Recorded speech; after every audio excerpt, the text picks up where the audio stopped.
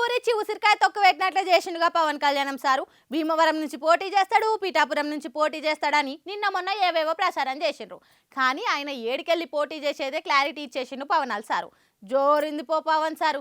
ఏమో నీ స్పీడ్ చూస్తుంటే జగన్నాథ్ సార్ కుర్చీ కుదేలయ్యేటట్లే కనబడుతుంది. అబ్బా మొత్తానికి పవనాల్ సార్ పక్కా క్లారిటీ ఇచ్చేసిండు.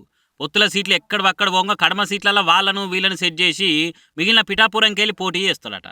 పవన్ సార్లో గురువు దత్తాత్రేయుని అవతారము శ్రీపాద శ్రీవల్లభుడు పుట్టిన ప్లేస్ అట్ ఇది. అందుకే ఆడికెంచి పోటీ చేయాలనుకుంటున్నాట.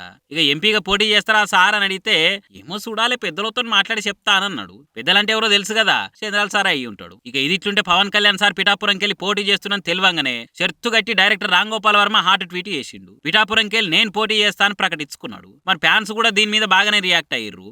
పిఠాపురం నుంచి పవన్ మీద పోటీగా వర్మ నిలబడాలని కోరిర్రు. టీడీపీ జెండాలను గాలబెట్టి పవన్ సార్ పోటీకి నిరసన చేసిర్రు.